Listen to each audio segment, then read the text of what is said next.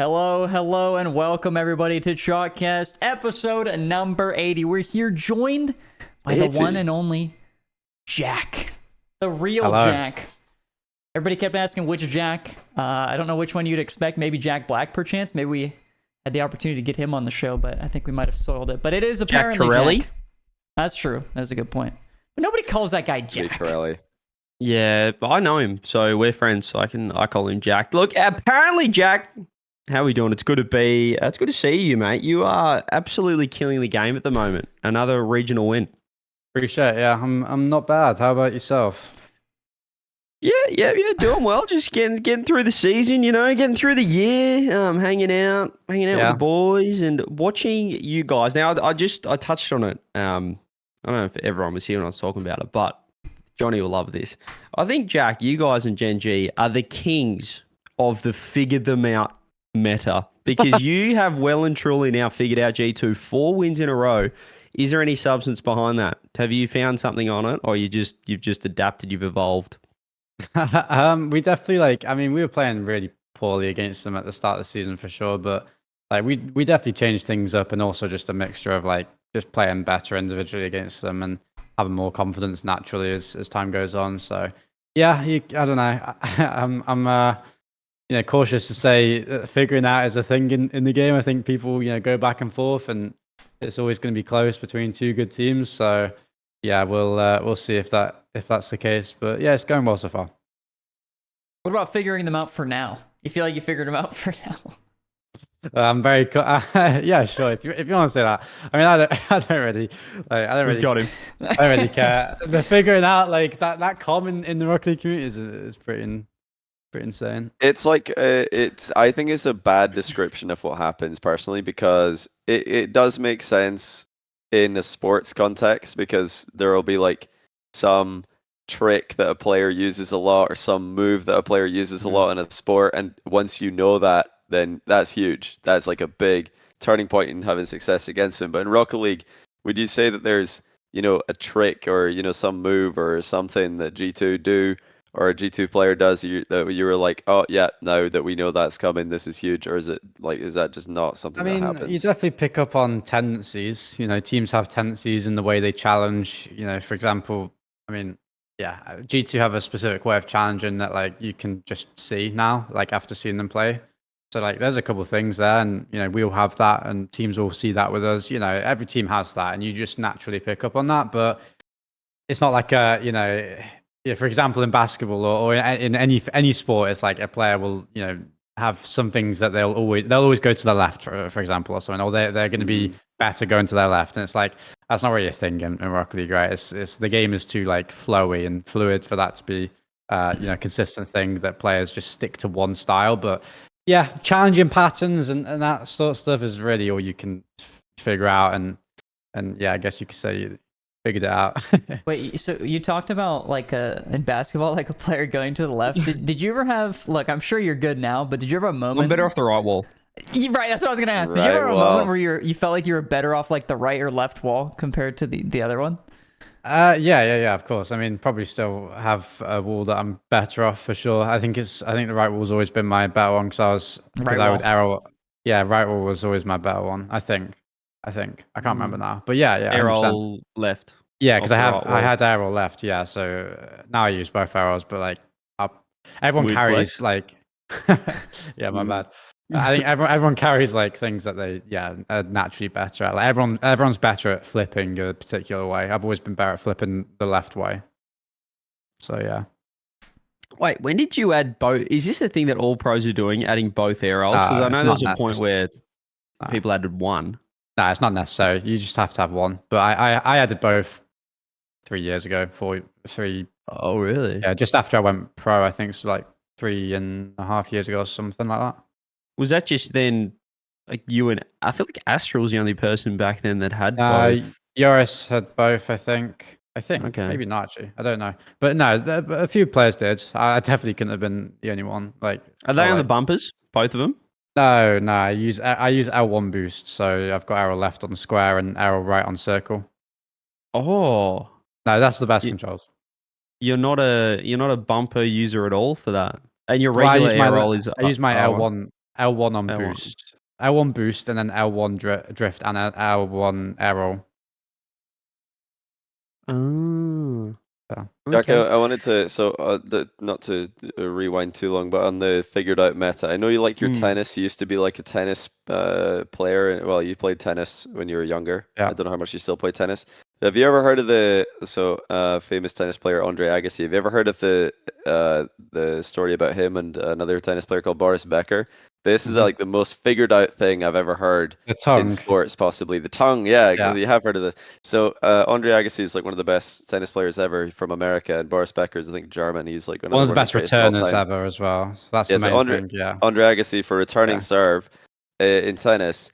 He against Becker, German player. Becker had a massive serve. He's really hard to return serve against. But then Agassi realized, and I might get this wrong slightly, but he realized that the position, like while he was going through his pre-serve routine, he would do this with his tongue, like either the side of his mouth or he'd have it straight down the middle, like this. He'd always have his tongue out of his mouth, and if it was in the middle, then he knew the server was coming down the middle or like down the middle of the court. And if it was like at the side of his mouth, he's serving out wide. Right. And he didn't use that all the time against him, but in big moments, in big points, he'd use it. He'd look at where the tongue is, and he'd like almost just have an inhumane read where he'd be in position to return the serve. And then Boris Becker's just like, how does he seem this guy? I swear he knows.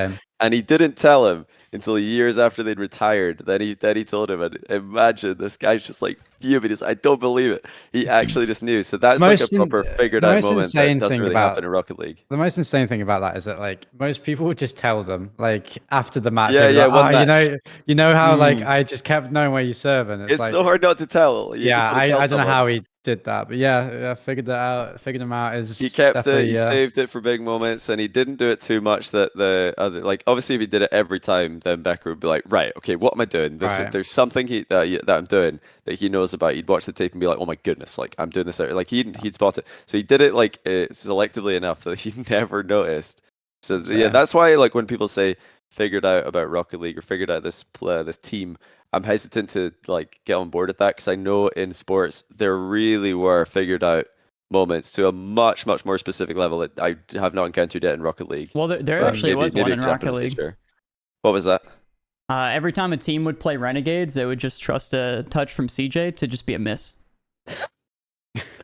Teams kind of figured that out pretty quickly. We're back there, are we? We're back in that.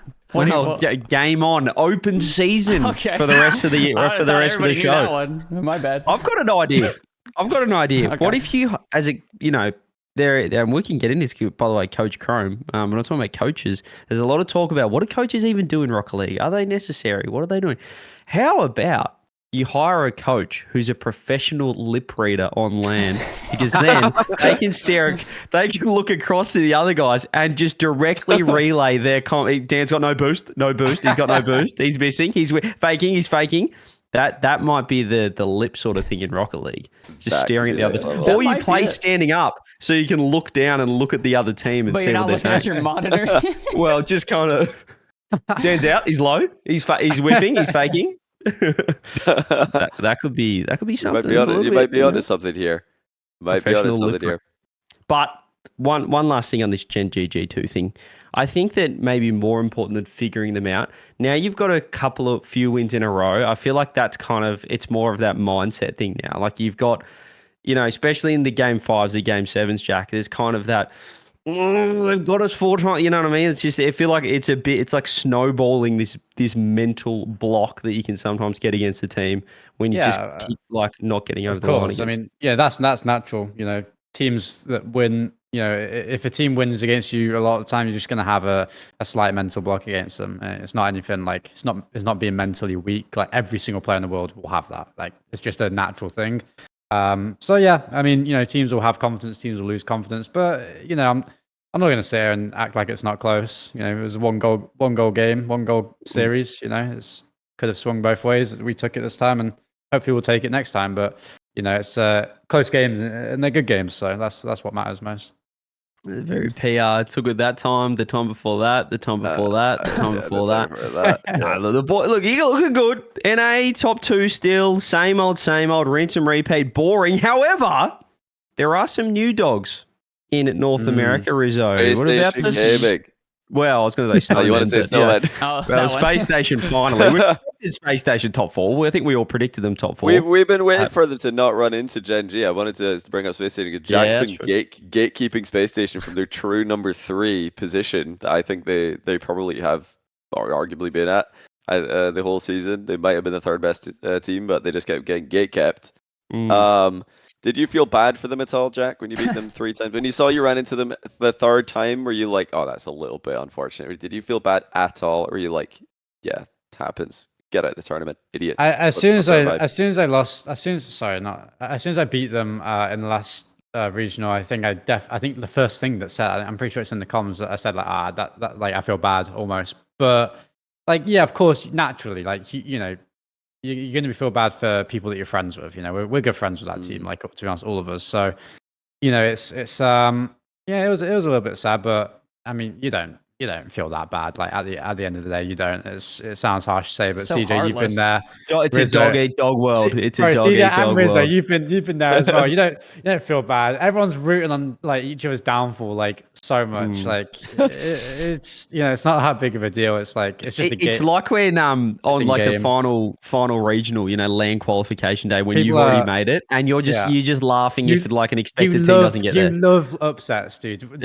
Every pro's like favorite thing, like so many pros' favorite thing is like you get through the quals, like through the upper bracket, you instantly turn on the lower bracket quals. Like you've got like you know a good team losing against like a CRL team, and you're just like, oh, go on. Cinema, like, yeah, cinema.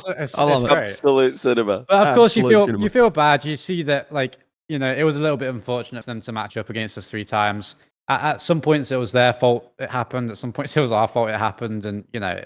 It was your fault twice, actually. You lost to Matey twice. Yeah, and sniped them. They went 3-1 in Swiss. Only that's what I felt G2, bad for. And then you guys lost to me.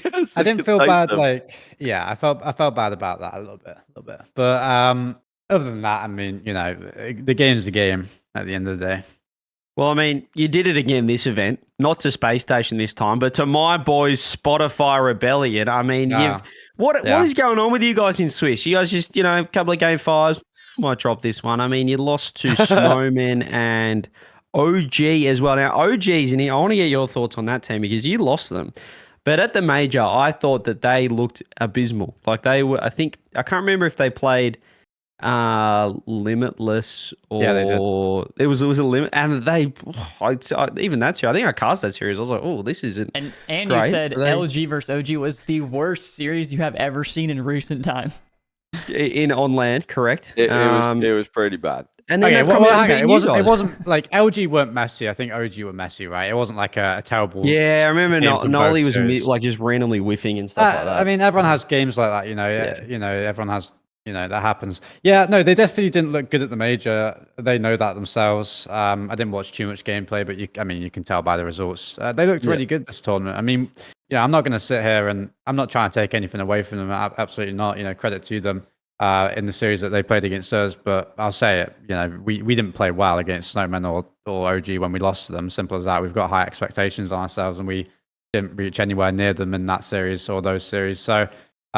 Yeah, of course, you know, we're not happy with how we played, but again, they played a good game, you know, and they played good games against everyone else. You won't get through 3-on-1 in Swiss without playing a good level of play. So yeah, they were good. And then they matched up against SSG and lost like 4-1. I didn't watch that series, but the scoreline doesn't look close, but I don't know if it, you know, was a close game or not. But I think they look like it's hard to power rank teams because obviously, you know, if you ask me, I think Snowman looked top 4 this event. I mean, they got top 4, but they looked. I actually thought they looked really good. They really impressed me. But OG look, you know, just I'd say the next team that's in that 5 to 8 range. They definitely look at like above, like at the top of that 5 to 8 range. From this tournament, they were definitely the best in that quarterfinal out of the teams that lost in the quarters, and most likely to make the land from those if any of them did. I want to touch on your Swiss just again real quick. You talk about those couple of losses. Now, I know from personal experience in the Swiss, especially when you're a top team, you know, you guys, you know, you're a top 2 team. You guys think you're the top 1 team, probably are the best team in the region. You get into Swiss, and I don't know how much you want to dive into it, but I feel for me in personal experience, because like it was the same in OCE. Like we had the great we had a Grand Canyon between like top 2 and the rest, or top 3 and the rest. So when you're coming up and you're like, it's like round 3, you've got a couple of wins. It only takes one person to kind of be like, oh, look, let's go on, like, kind of switch off a little bit. I don't know whether it's switch off or just be kind of not as stimulated. You know what I mean? It's not like no matter what you do, it's hard to try and replicate, okay, we're playing OG and having the mindset of like G2 versus G2 in a grand final. You know what I mean? I mean, against OG a little bit, not so much, because we know they're a very good team. Against Snowman for sure. We played Snowman, and well, we were in that 2-0 after beating Moist, and we were 2-0, and it was like, okay, we're probably going to play like G2 or M80. It's going to be a tough round. Let's try and play our best and step it up and go 3-0. And then we've matched up against Snowman. And it was like, 3-0 on the day. It's easy. That's what you already played the series in your head. You already threw it tomorrow. Yeah. And we won the first game like 3-0, and it was like, this is exactly how I expected. And then they kind of come out swinging. So it's you definitely get caught out a little bit. So yeah, you're completely right. Against OG, not so much. We suffered a pretty bad loss against Snowman. We were like, we're gonna have to fix it up, and we didn't. So we didn't get caught out there too much in that regard. But yeah, you're definitely right overall on that point. It's tough. Mindset, as Rizzo would know, that game 1, season 7, it's all about mental, and if you just takes that one bad goal or bad loss, and it can just really, it can really snowball. It can really get to you. It really can. Yeah, it could really snow men. NA Rizzo, you watched the weekend? Yep. Did I watch the weekend? What did I watch on the weekend? I watched Moist, and I watched NRG. Yes. And I can't remember. I did watch one series on Saturday or Sunday or something, but I can't remember which one. Did you watch Cloud9 for your nostalgia? You love Cloud9. Don't you, Rizzo? I was sitting there. I was so hyped that Cloud9 was back. I just had to sit back, crack open a brewski, and watch the game, just like old times, really. Yeah. Yeah, I just had to enjoy that. Did you just to really get into the mindset of old times watching Cloud9? Did you pull out your controller and just pretend to play like the little brothers pretending to play? Yeah, you were just controller. Yeah, you just unplugged controller. Oh, got him. Oh, I think I did one. It's so funny how I'm trying to cherry pick the one other series I watched here, but I swear I did watch another series. Let me take a peek here real quick. Yeah, take a quick peek. Jack, what are your thoughts on Cloud9 while Rizzo finds one series that he watched on the weekend? There's a lot of hype around Cloud9 being back. We spoke about it last episode that we probably don't buy into the hype as much as other people on the Cloud9 return. We think they've profited for 4 or 5 years on pretending to come back. And now it feels like they're not fully back because they haven't picked up, a world championship contender team or a top team. What are your thoughts on the return? I mean, at the end of the day, it's like you can't just expect them to kind of throw money at anything and just for fun. So I don't think it's that big of a deal. They picked up a lower team on a lower salary, clearly, and they picked them up for to get them. I'm pretty sure to get into some of the tournaments, maybe, possibly, and they might have some, get some return from that. So, I would actually prefer it if they didn't sign anybody and pros didn't get paid. What a way to say Jack is out in full force today. Apparently Jack is here. Look, I mean, my word. No. I think you meant well with that, Jack, but you could not have been more specific at the same time with what you just said. I'm joking. I mean, is that not that's pretty clear, right? They've clearly picked them up to get into the Esports World Cup. Is that not true? Yeah, so there was so this is actually something we talked about a little, or we were going to bring it up last week, but we decided against it because there was no clear we didn't really know. list of teams that got paid. Essentially, there's this is public, this is on the Esports World Cup website, and they chose, I believe, 22 teams to invite to their esports program or whatever, the Esports World Cup program, and they essentially paid them 6 figures. That's all it said. It said 6 figures to as a I don't know, just to pay the teams so they would be able to sign more teams to play in more games in the Esports World Cup. And then 4 other teams were basically selected through an application. So there's like 26 teams total that were paid 6 figures, and the 6 figures is just that's it. It's just 6 figures. There's no flat amount. And so is that like per just like that's 6 figures for the org? That's it. Or 6 figures per team per org. I think it's just for the org. And so yeah, the orgs are paid, and then so there's no information on which teams or sorry, which orgs were paid for this, but the assumption is Cloud9 was one of those teams, and another assumption is that TSM was one of those teams. Yeah. Right. Yeah. So you know, I mean, Cloud9. Now that they're in the game, I'll just say it. Like I'm pretty sure they've been looking to like they've like thrown offers at teams for years, at my knowledge, at least for at least like 2 years. They've always been looking to get back in the game, so I don't think it's just for that. Yeah, I just don't think they ever like threw insane offers at teams, because Rocket League is, you know, we know what the esports like. It's like, you know, you got to be sensible with the money you're spending, else you're gonna see a loss. Simple as that. I wonder with this thing if if they threw them like a set amount of money, and it's like, can you please get as many teams in these games as possible, or it's like money per game you acquire, or it's just, we'll give you money, we hope that you use it somewhat in our vicinity. I think that's what it is. The way it was worded made it seem like that they're just inviting teams to give money, like it's just like a stimulus check. I think I thought in the hopes that they do use it for that. I think it's like you have to have a certain amount of teams, like a certain amount of games. You have to be participating in a certain amount of games to qualify for this overall thing. And if you for the org prize pool, right? I think so. And then like, yeah, I think you might be right. I don't know if they specifically like paid them. Well, it's like, not directly. No, I don't know. No, they do. So you don't even need to sign like 12 teams to be able to be a part of their org-wide prize pool. It's just that you get points per game, so it benefits you to sign more teams. Because I thought there was a minimum though. Last season there was a minimum, because maybe some team like were like doing well in like 2 events, but they didn't have like or I think you needed to score points in a certain amount of events to be eligible. That was last season. I don't know if it's like that this season. They've definitely changed like everything this season, so I don't doubt that would have changed. But yeah, I mean, Cloud9 are back, the hype's back, better than ever, and you know that's what it is.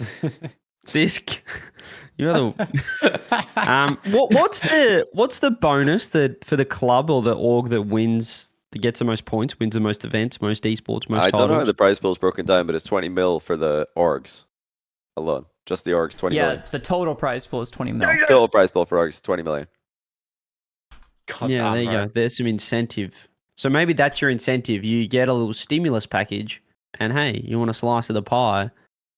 Yeah, so if their Rocket League team is, you know, costing them less than 20 million a year, then I think they'll be fine. Yeah, they got a shot. Yeah, there's 19 games at Esports World Cup. 60 million total prize pool.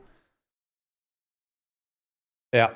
Yeah, they did also sign. We talked about this last week a little bit. But yeah, they did sign Hercules, which is really cool. Cool to see. Mm-hmm. It's been picked up. She had the whole like EG debacle where she got dropped in the middle of an event she was running alongside them, and then they dropped her as content creator, cancelled the remaining events that she had coming up, and then after they dropped her, they announced the event without her. So yeah, then we ran the event. Yeah, she ran the event without them, thanks to the Chalkcast, Space Station, which is all thanks to you guys and Space Station Gaming as well. Now Cloud9 have picked her up, so she's had a good. I mean, that actually ended up really well for her. Getting dropped by EG might have ended up being a really, really good thing. So Probably. Looking back at this, it's one of those things you hear, like, when you get sacked, when you get fired, it's like earth shattering. This is the worst thing of all time. But for some people, it could just be the best thing of all time, because the next thing that happens. Have you heard that, Jack? Even better. I had that a lot of down the road. Wow, gee, I'm actually kind of glad that we lost that series. I'm glad we got that guy. This team didn't work out, because here I am now. I mean, I've got a really boring answer for this one, but I mean, you never know what would change if something else happens. I always take I'm happy with where I'm at now, so I'm happy with everything that happened before, kind of thing. So I guess you could say that. I'm happy I lost all the matches I lost, because I'm happy with where I'm at now. Yeah, sure. But I wouldn't point out a match specifically and go, yeah, that I lost that, and if I won that, things would have gone so much worse, because I'd take like a top 4 at Worlds, for example, over a top 8, and I don't think anything would have changed. For example, well, you say that, but maybe like a team sticks together with one better result. You know what I mean, or one bad I know loss. the team. I mean, a different team, like because there's so many results in history you look at and gone like, wow, that could have changed like Rocket League esports kind of thing, but not. Yeah, you guys losing to Casio, Shawset and Archie in the quarterfinal of Stockholm. That was where it turned. That's where it also went downhill from there.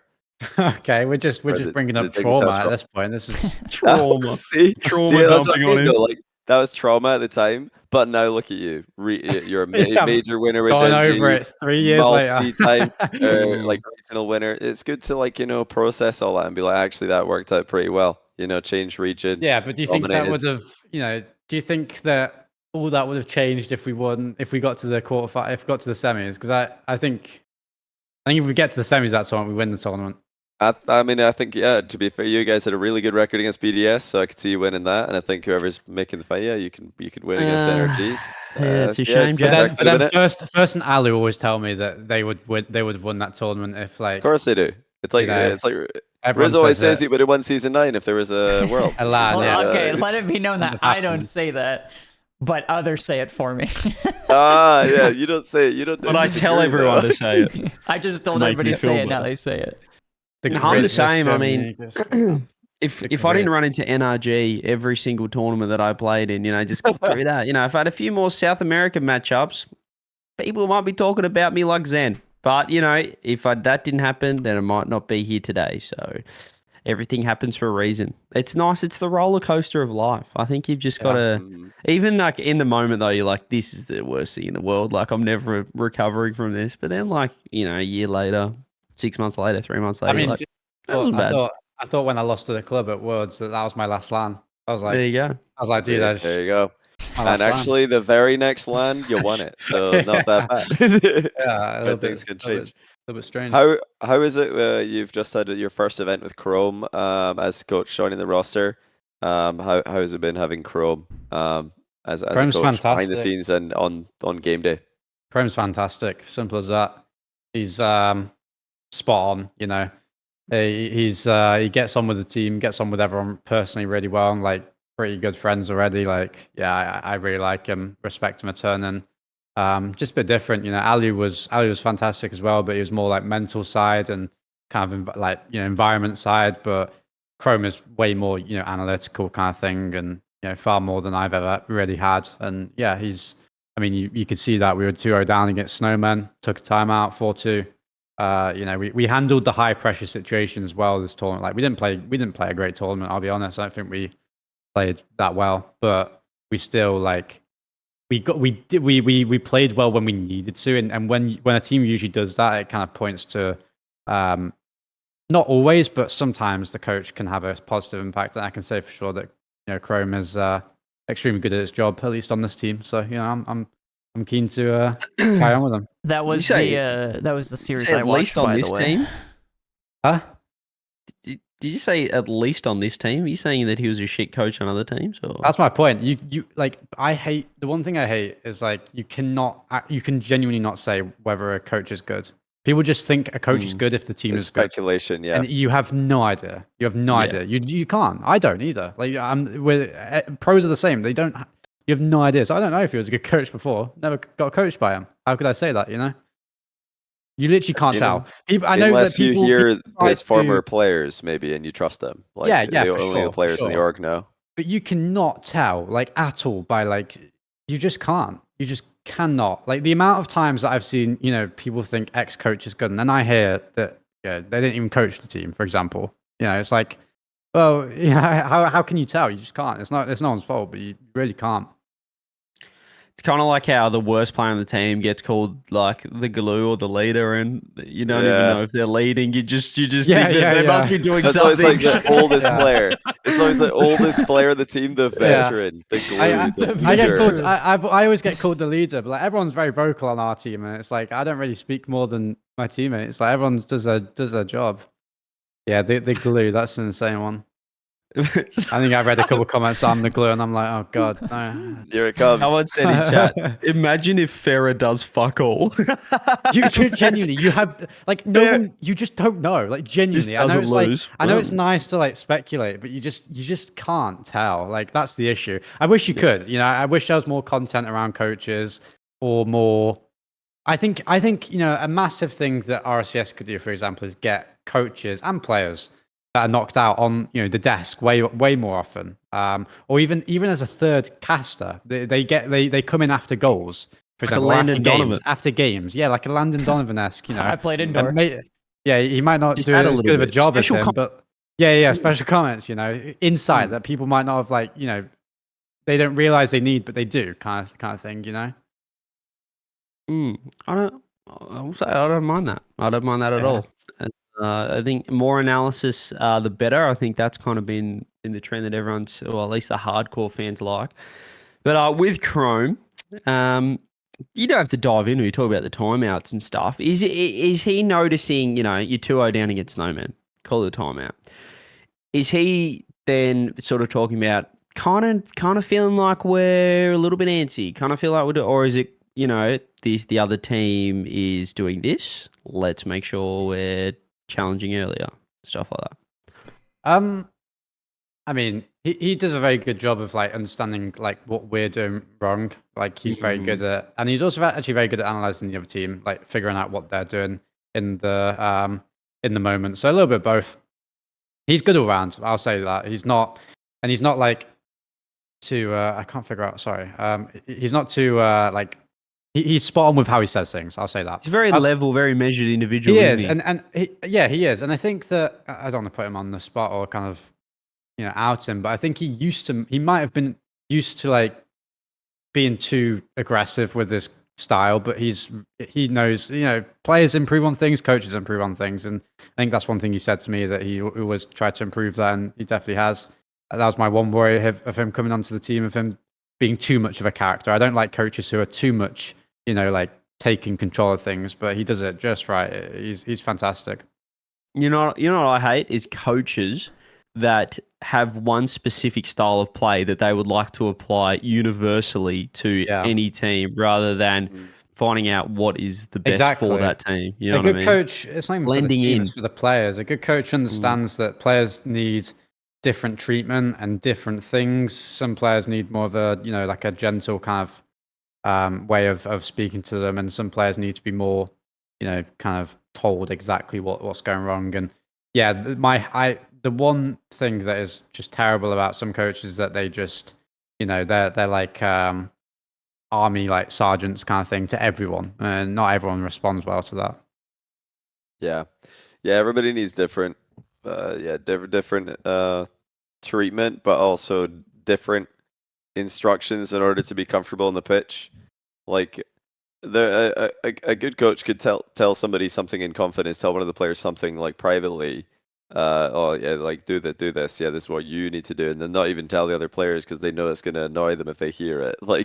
Just to let them know, yes, you can do that, that's fine, and it's totally that if it makes you feel comfortable on the pitch, you should do it.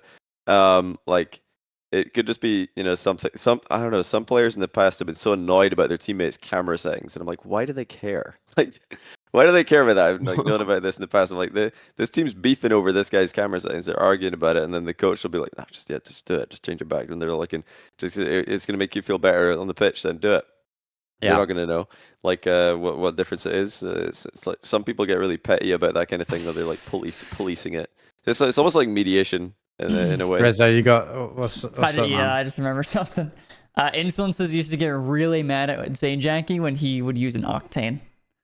We would lose a game in scrims, and he'd be like, "Zane, switch to Dominus." He would just be like, super pissed.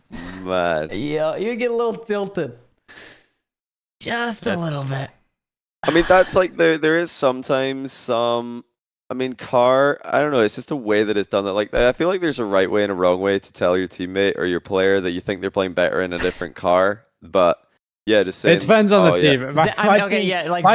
My team's so funny with that stuff. I'm not gonna lie. No one I don't know. No one says things lightly on my team. Like, Zayn never cared. It was just the way that Insolences said it that it was just like I heard. funny. Yeah, it's funny to both of us. what was that team like? Was that a toxic team? No, actually, I didn't think it Really? was toxic, but like it was kind of like me and Zayn would just kind of laugh at Insolences getting tilted, but not like actually just like laughing at him. It's just like he also kind of knew it was like funny in a way. Yeah, and he like understood he got tilted, so it wasn't like an awkward dynamic, but like no, I mean you're just friends, like exactly. But like everybody recognized that he got tilted, so it like wasn't a big deal. Yeah, that's not that deep. A lot of people like see teammates like going at each other as if it's like toxic, but a lot of the time teammates are just really, really good friends and can take it well. Yeah. Well, speaking of toxic teammates, Rizzo, you've kind of experienced that in the past week. feels like you've kind of been kicked.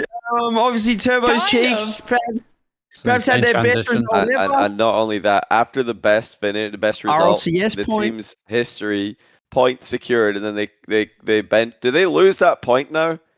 I think they lose the point. Lose it. We all lose it. I lost my damn point. Yeah, you should get to keep the point. We talked about this. I think you should get to keep at least a third of a point. Yeah, he never said it. Well, it technically does because it'll come up. It'll round down to 0 for his point, but I think he has kept that point. It's actually insane that Rizzo scored RLCS points in 2024. I'm not gonna lie, like that's actually absurd. Tell him, keep going. You know, tell him how shit he is.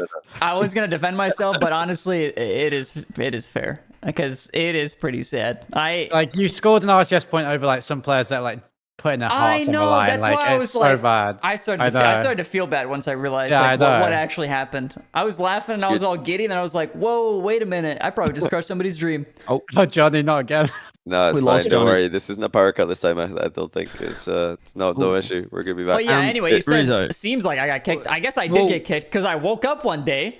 And I'm sitting there chilling. I check Twitter. I scroll through, and Squishy's like 5,000 likes, and I'll play with Turbo and Alpha Cap. What the fuck? What are you talking about? 5K likes for my spot? Is that what it's worth? Are you serious? You're worth 5,000 likes. Everyone liked it. Everyone liked it. It was instant. Within an hour, that shit had like 4K. I was gone. I was already packing my bags. I filled out a job application at Kroger. I've been working there all week. Well, here's the thing, right? Is that, we did mention last week, it kind of felt like in those big moments, that last series as well, that there was one person on your team that was taking it a little bit seriously. So after that, there was some tilt a little bit after realizing, and I'm not gonna name names, because obviously Turbo, he's been there. What does it matter to him? What does it matter to Turbo? But then the other guy, I feel like the mindset is, hang on a minute. If I can get an RLCS point with Rizzo, imagine picking up someone a lot better than Rizzo. I might be in the main event. So you're out of there, buddy. Kick it in. Yeah, it was actually backwards mindset. Yeah. And they like to pretend that I'm going to a baseball game, and I may have a baseball game on Saturday, but I could have played on Friday. I could have played on Sunday. We could have had Squishy sub in. We didn't need to full replace the team without me getting an invite. Wait, are you not on the roster at all? Yeah, true. Why did they just make 4-player roster? And also, hey, can I say one more thing here? Why the hell they called it Turbo's Cheeks V2? Upgrade. It's an upgrade. What is it? A new version? Yeah, as if Squishy is a world champion. I mean, come on. What is that? V2. Yeah, that's outrageous. I mean, see, the thing is as well, like, now, for me, whenever I tuned into Turbo Sheik's runs, I'm not trying to say it's not going to be good content. I'm not trying to say it's going to be bad content or anything like that. But whenever I tuned in, I felt like for me, what was really the peak entertainment was when Rizzo would do something suboptimal and Turbo would laugh at him. That was really the main reason I would tune in. My main motivation for clicking on your stream was, oh, Rizzo might do a funny and Turbo's going to wheeze. Like, that's not going to happen anymore. Who is Turbo going to laugh at now? I don't know if I want to watch like anymore. Anytime a lobbing ball is coming my way, or if I have an opportunity to even score or shoot, it's like, how is he He going to laughs fuck this up? preemptively. He'd Or laugh like as is you're he actually jumping. going to do it? The 1% chance he might do the right thing, that's the tense moment right Rizzo, there. dude, Yeah, that shot yeah. you pulled off, to be fair, that double tap, I think it's that double tap or something you pulled off in one of the quals, like on last Dignitas. On split. Dig? On Dig. Dig, That was yeah. unreal. That was like absolute cinema. That was insane. Absolute cinema. Because like the range of possibilities when Rizzo jumps is like a Jesse level of you range. do not like, know what you're anything going to could get. happen. There's no consistency. He doesn't know what he's The gonna ball get. could Actually, fly in any net. You don't know. How are you? Like, are you GC2? Okay, I was GC3, but I might be GC2 you're now. SSL. Okay, don't lie to the guy. No, but like you're If you can try, hang you'd in. get SSL, Yeah. right? In 2s, no. Probably. In 3s. Yes, though. you I could, could get it in Rizzo. 3s. 3s is garbage. The Q is garbage. SSL in it's 1875. And what is it? What's like top in 2s like 2400? Look, I'm not gonna say you can yet. get Look, if 1900. I'm You know what? putting I'm 100 gonna past say Q it. for like 2 months straight, maybe. But like, I ain't doing that. So no. I think if you grinded a little bit, Kevin and Turbo could have made a top 16 in there, right? They could have. Yeah, right I bracket. believe They that could have because done so. our last run, our last run, we had a great we had a great bracket, and that was definitely our best chance to make. And like the fact that we got top 32, like, I mean, that was pretty good. But I actually thought we could go all the way. Like, I'm not even kidding. Dude, some of the qualification matches are diabolical. You could take because people genuinely like actually just get scared of you guys when playing against you. Like, I reckon you could have made it if you stuck with them, but they kicked you. It is what it is. It's whatever. But there's a big problem. The thing is, I don't even care. What's the problem? Yeah. Well, before Rizzo, like you're the scapegoat. You're the easy out, because Now there's that Turbo. I'm tilted. Rizzo, you're the glue. You were the glue, dude. Exactly. He was the the glue in a different way. He was like the glue that made like Turbo and AppJack think they're the best player in the world, which confidence is massive in Rocket League. And when they're looking at Rizzo, like, yeah, I'm carrying this guy, so they feel like, wow, I'm sick. I'm really Exactly. good. Now they're gonna look at themselves and be like, Yeah, is glue the right word? am I What really was that it? guy? Like, No, So, Rizzo I wasn't think the glue at I all. it's like think a Scapegoat lubricant. is You know, like, It No, was he- the opposite. he was I like- was the lube of the He was team. letting no, Right. Rizzo was Well, lying on literally. the floor. He was like lying down on the floor so they could stand on him and look taller. Like that's Everything how I was- would describe the relationship. Everything was flying He was- past him. Everything was He was slipping like a through. stool. He was like a I step. was You know. the stool Yeah, of the yeah, team, yeah. the lube of the team, whichever. I one kind of works. like the I think lube. I think that The works. lube. You were the lube. You were. Dude, that's exactly how I see you. Like every time. You were just a big tub of KY jelly on that team. But massive, now, look, like- the problem now is, and I don't know if Kep's realised it, because, we laugh about Turbo, but he's still kind of nice on the sticks, and he's a four-time world champ. Rizzo, you were clearly the worst on the team, and you were the scapegoat. Problem is now for Kep, I don't know if he's realised it or he's going to realise it going into Friday, but Squishy's a world champ, Turbo's a 4-time world champ, and Squishy's still basically active. Main like event level. he was Yeah. main event like last split. He scored like So- his greatest shot ever on the last goal. He's still So True. now there's a serious expectation that they probably should make the main should. event, really, They with the Probably lineup. should. Yeah. So if they don't, Kev has a world of pressure on him right now, and I've got to tune in because I think it's not going to be as fun. Rizzo, I don't think the vibes yeah. are going to be as there. I think you agree. just, I don't agree mean- that Rizzo watching this. It's going to be too tense, I think. schedule the Mike Wazowski tweet. Like you need to have that thing. Oh my God, no, Have just- it scheduled. Schedule it. Preloaded. Schedule. I wish schedule tweets. Tweet like, it in advance. All I'm Yeah, saying yeah. is, if they get top 24 or 32, I'm gonna be disappointed. If they get out day one, I'll be ecstatic. If they make top 16, I'll be ecstatic. Like either one, they cannot get the It'll be- same yeah. result, or I'll be pissed. They'll Can, make. I think they they make make. the stream? main event, Can you dude. stream main event if you're like in main event? Are I you allowed don't to stream think you it? can. I think they might make an exception. They should. Can they really should. stop them? Can they? They're a content team. You To be can, fair, you can I mean, what are they stream gonna your do? own. What are they going to do? Ban them Swiss. from RLCS? It's not like Yeah, they're what are like. they gonna- trying what are they to- gonna No, do? you can stream your own gameplay. You I can stream your own think. Swiss. I think Saturday, Sundays maybe. Yeah. different, Can but- you? I don't think you can. I don't. Yeah, you can. No, you can. I don't think yeah, you teams can. stream it. No, you can because like some of the org streams would just be a player with No, like but it's not. org and spectate watching. So No, you can, yeah, you yeah, can but just it's get not. anyone. It's not the player's point of view, is it? No, but I mean, That's what I'm you saying, could you can't still stream- you can't it. You would just stream- need to have a broadcaster. That's what I'm need saying. You have to have a broadcaster. broadcaster. Yeah, like which is not what the. But I don't think that's what like people think. Like Rizzo, could you happen. should ask to be their broadcaster if they make main event. I think you can literally stream your Broadcaster for POV. the I team. think you can. I stream People remember- are it. saying Frosty did it. What Frosty did like recently? Yeah. Oh no, recently. yeah, you did. You can. Last Yeah. split. Honestly, I wouldn't even ask. I Interesting. would ask for forgiveness, not permission. I mean, on they're that not going one. to Do ban it. Turbo Like, Pulse, yeah. the Just four, do it. they're not going to ban the 4-time world champion from Well, RLCS. no, trust me, he ain't gonna be streaming, so you don't have to worry about him. I'll tell you what, he's that's the fine, way to he's go fine, out. he's fine. If you want to retire, I reckon getting permabanned would Get be hilarious. banned is If you can do it in streaming your fantastic. final run. That's so clickbait. That's gonna get so many views. Do you guys ever think that we'll see the K-Dop Turbo Panda like team running RCS qual? I reckon like I'm in. I don't. No, I don't think reckon so. I think that'll ruin their legacy. I don't want to see it actually. I don't want to less see of it. them. I think less of them. I don't No, want to see it. I don't think they would. No, but that would be funny. I think you know, I was gonna say Rizzo, you could get a new content team. I know Jesse was streaming a bit ago. You can queue any region now, like Rizzo, Jesse plus Jesse one. Like that's a team. Jesse just came back after a month vacation. I don't think. Not that I'm saying his hours are low. I'm just saying I don't think he'd show up for a qual. Is what I'm getting at. That would be content as well. To be fair, like the month vacation is what puts over the line for you, not the like 12-month, 24-month break he's been on before that. I mean, let's have a look. I bet Jesse's like, also, you guys might be, like players at the same rank can usually read each other. He might be like the exact, like slap bang same rank as you right now. I bet he's usually hovering. I think he might be a I'd little like higher, to see a but he 1v1. also he queues with a lot of good players. That's not good for your rank though, is it? 'Cause if you send queue good myself to the players, then you're going to play trenches. 2 players, and then you're going to lose. So yeah, he's 1902s, and he's God. like 9. He's diamond 2 and 3s, so that's good. He's not played a threes game. That's great, actually. I would love the team That's with like him. that's the content I really want to see. Drizzle Sizzle Jizzle with Jesse. Oh my days.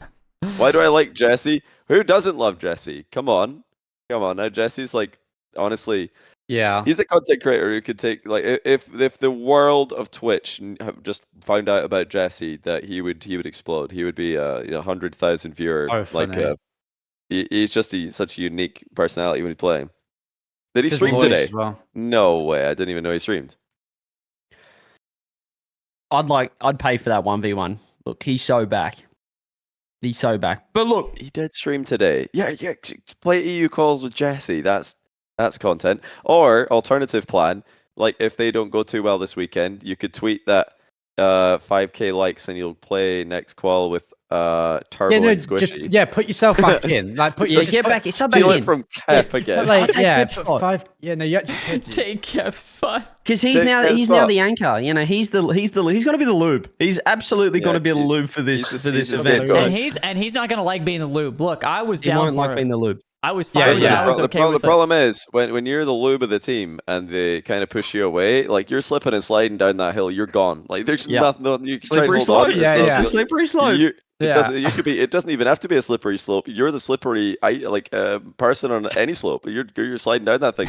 So yeah. You could definitely like snipe that spot, 5k likes, and people would probably like it just for the I'd content. like your tweet.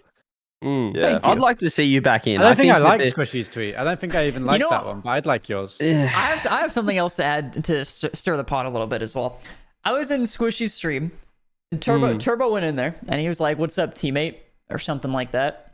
Wow. Ooh, that hurt. And it's a bit rich. I Right in your don't know. face? I Twist the can't, knife. right to my face. Yeah, whatever. And I don't exactly remember the conversation we had in chat, but then Squishy, as he's playing rank 2s with Alpha Kep, I'm pretty sure, by the way, as he's playing rank 2s, he goes, "Rizzo, am I playing the 6th one, or are you gonna hop back in?" And I was like, "Whoa, okay, deep question for on stream. Way to put me on the spot there, buddy. Overstepping Yeah. boundaries. Overstepping. I thought I was just gone Wait, for did number he say 5. that? Did he say it on voice, or is everybody typing? What's going on here? No, he was streaming, so he just said it on stream, Oh, he said it on stream. I see. and I just straight up said, "You can have it, buddy."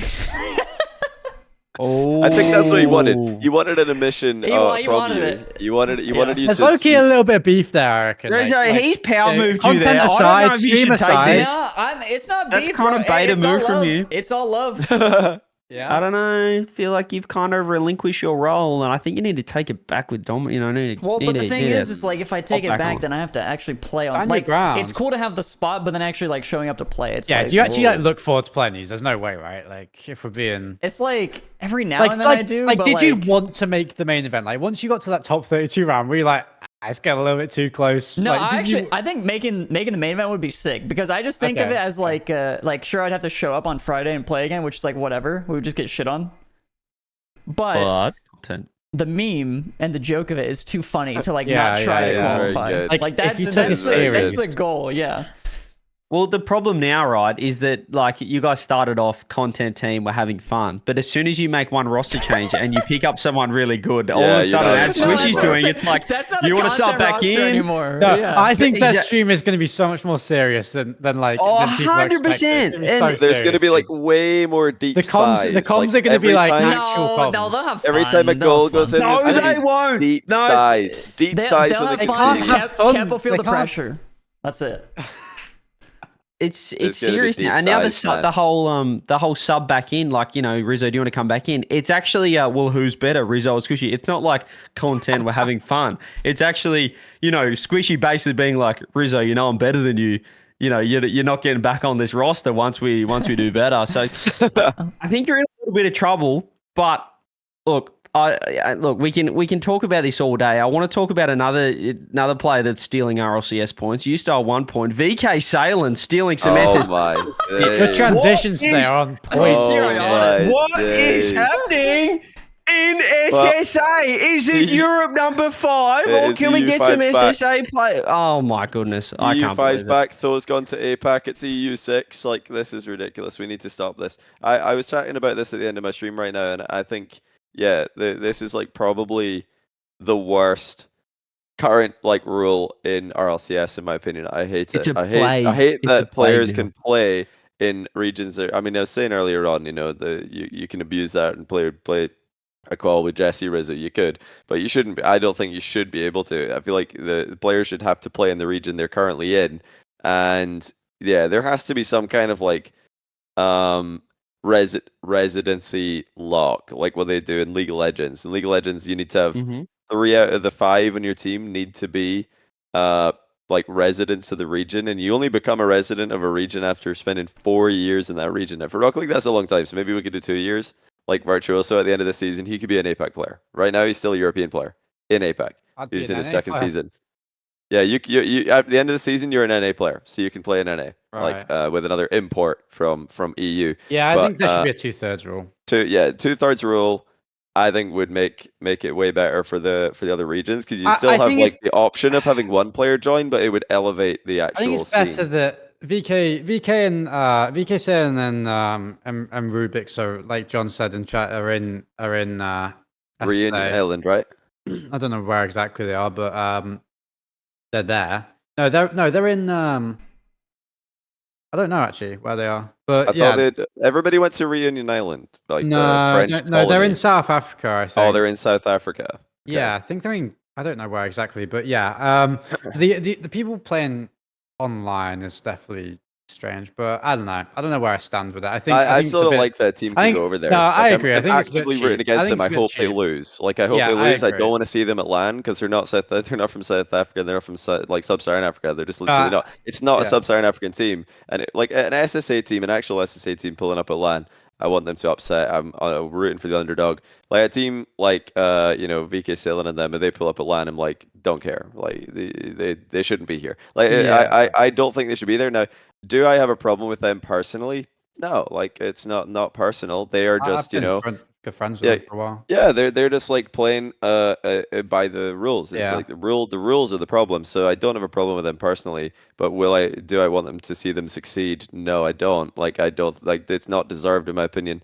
It's wrong. So yeah, I hope it's changed for next season. It's like it's not helping SSA. It's like eventually, if that's allowed to happen, it's just going to be a plague of like retired EU players going to SSA and APAC, and It's different as well than the first iteration. We obviously saw Carmen Virtuoso when they went and played with Realize in SSA. Like that for me that felt a bit different, just because well, one, it was like one OCE player. It's not like exactly OCE with the best region, but having Realize as well, they kind of felt like you were ingrained into the system because you still had an APAC player, and there was still competition there. Yeah. You had there was still the rest of the other teams. The top 4 were APAC, but now we have a serious issue where SSA on the weekend, the entire top 4 was That's fully insane. Europe.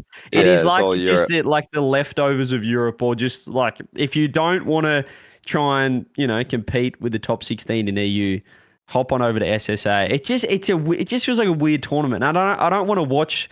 I don't know. I feel like I'm watching. Nobody You got cares the about it Premier anymore. League, the European Regional, and then we've got like the Championship, or I don't know, League 3 or League 4 of Europe in the SSA. Like, it's weird. It is bad. I think it's bad. Simple as that. You know, the top 4 can't all be European. It's that's not on. Yeah, it Simple as would that. be way better if there was like just some kind of like, okay, 2/3 rule. So yes, players could go over there. You know, if one of those players wants to go join a team, they can. They could join a local team, and then you play in that region for 2 years. Okay, now you are a qualified like resident.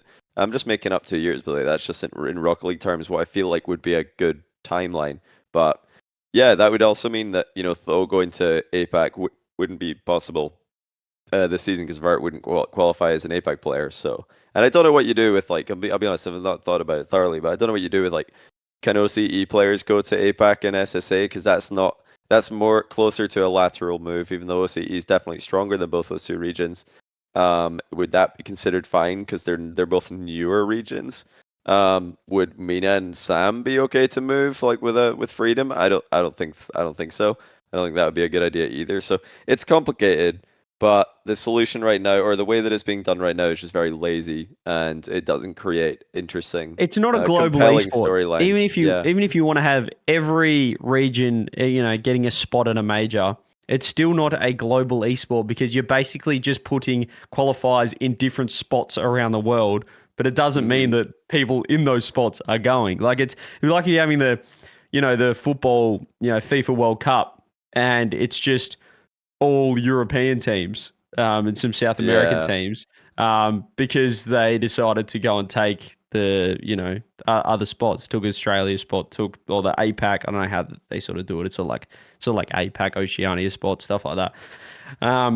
It's just weird, and it doesn't feel. It feels like we're getting less global, even though SSA has been added to finally getting major spots.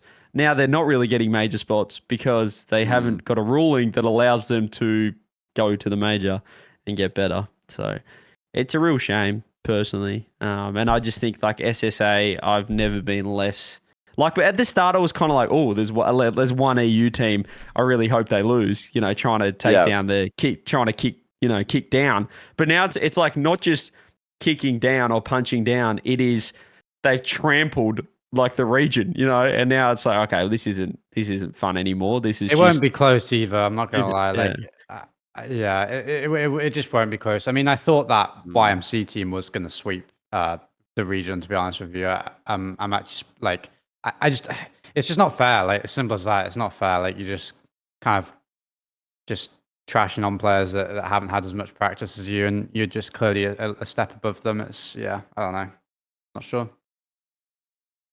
Yeah, the first season, the first time it was like, more feasible to actually try and make a career in Rocket League and SSA. And they just got like European players like going over there who have had every opportunity. You're in like one of the most blessed regions in Rocket League.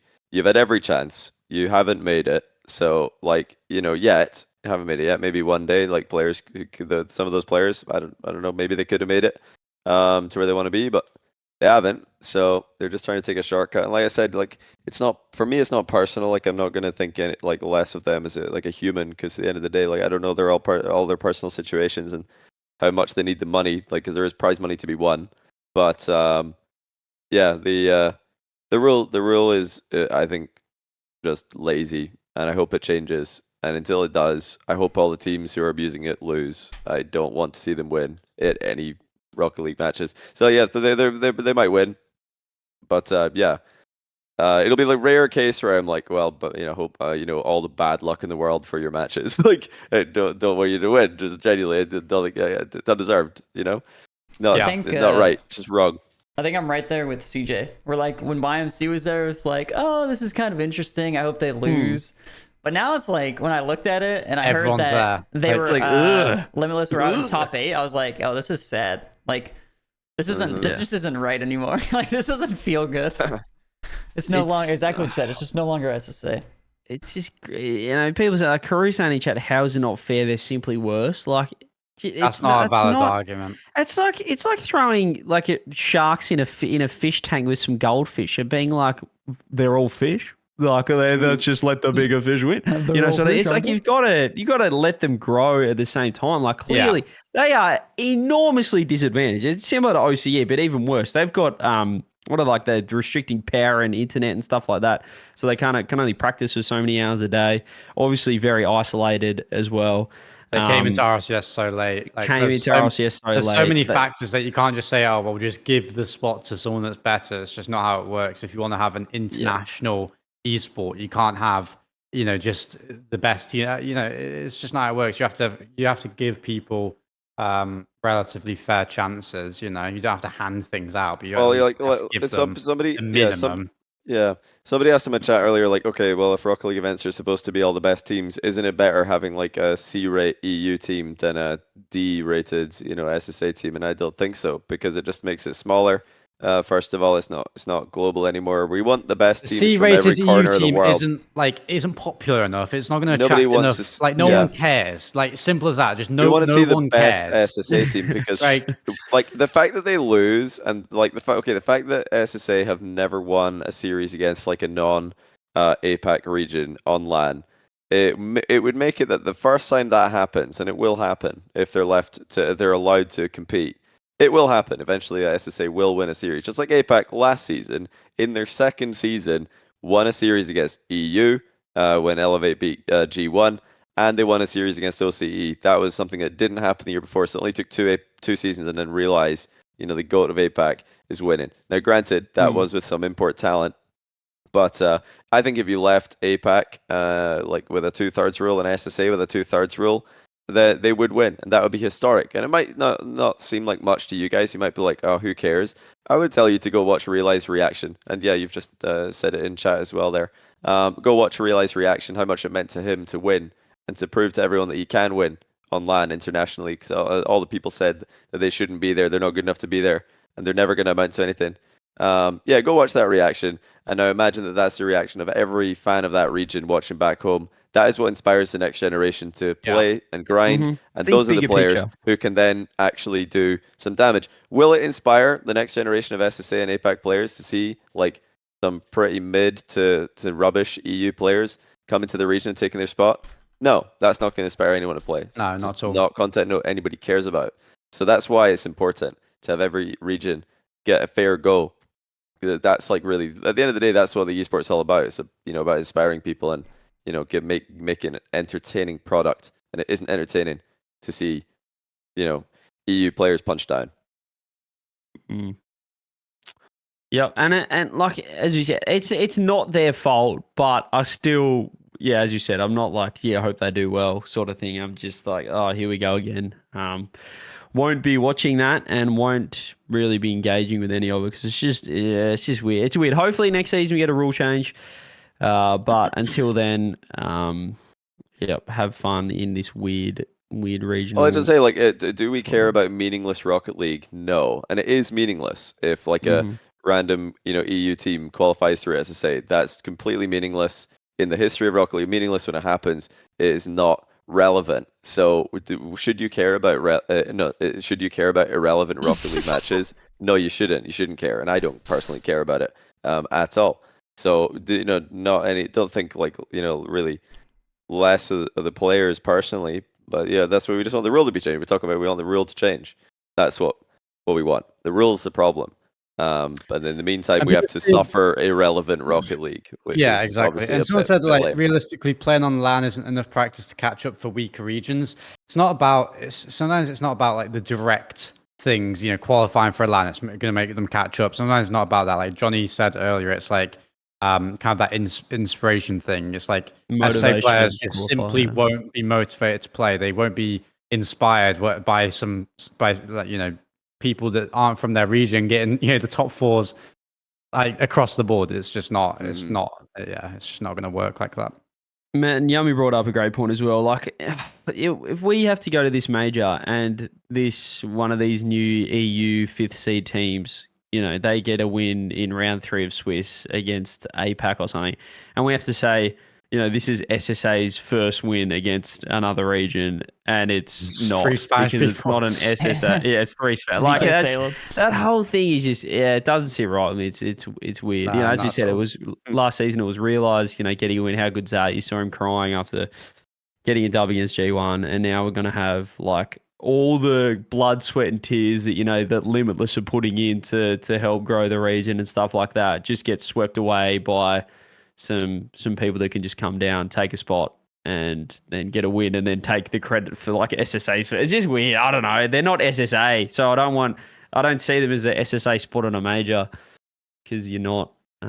Maybe one import per team could be a new rule or something. 2/3 it seems like from the the region. Yeah, one import, and then you become a player after a couple of years. Like there's lots of solutions here, but it's not what we currently have. We just don't like it. We don't want to see it. Nobody wants to see it. I've not heard anybody like, "Wow, that's sick." Isn't that awesome that an EU team went to SSA and just took the points away? Nobody's happy about it. So we have to talk about it, because if we don't talk about it, then nothing's going to change. So maybe we do talk about it and nothing changes, but we're still going to talk about it. We know they listen. Rizzo! Yeah. What happened to Clovarity? Talk to me. Well, hold on. Before we get there, I just want to say, Jack, we're talking about imports and yeah, going to a shitter region, Jack. SSA, going to a shitter region, you dunking on dirty them, little. I just want to say we accept you. We accept you here. It's okay. No, buddy. you're a terrible human. I'm gonna get terrible human being. Yeah. We will not make you play in Europe. You are fine. I didn't think that NA won that first major when you guys moved over. I felt bad. It didn't sit right with me. I had this weird feeling in my stomach seeing you in Rotterdam holding a trophy for a region that you're not a part of and you're not in. So yeah, just think about your actions next time and how it affects the rest of the region. I'll learn from it, but I'll learn from it and move on from here. Learn your mistakes. It is what it is. Let's talk about Rocket League Esports' favorite org, Clovarity. Now, I say that with a little bit of a grain of salt, I guess, because I don't actually think they're like the worst org in existence, but there's a lot of people dunking on these guys, and they've done a lot of stuff. Basically, they signed a team at like the beginning of the season, and they said they paid them like $24,000 publicly. By the way, they said they paid them like $24,000. This was too much. We're over investing, and they were super transparent about it. And then people were like, "This is cool transparency." And then next thing they were like, "Transparency's bad when it's like this." So people were being like, it's like this weird back and forth with them. But anyway, Clovarity like continues on for a little bit. And their most recent debacle was that they had the team that was named Cold in this recent RLCS regional. Before they qualified, they were under Clovarity. And then 2 days leading up, like the Wednesday before they were going to play on Friday, out of nowhere, the players tweeted, I think it was Knight, he said that they are no longer on Clovarity. And there's a lot of confusion, like what? Because Clovarity has dropped like three or four rosters at this point. And this time it was because Clovarity offered like X amount of money beforehand, and then the contract was never signed. And then once they qualified for the regional, they sent over a contract, but there was a bunch of like legal issues. There's like a 30-page essay contract. Oh, and there was a bunch of legal stuff, and I think it was the manager, he was like, "Hey, we should get all this changed, by the way." And they're like, "Okay, we can change that, but we're gonna half your salary." And then so the players were like, "Nah." And then so the players. They did not sign it. They played not under Clovarity, they played under the name Cold, and then Clovarity just disintegrated as an org. Yeah. What is happening right now? Kind of just hilarious in a way, but they also tried to get the players to lie about something specifically that was.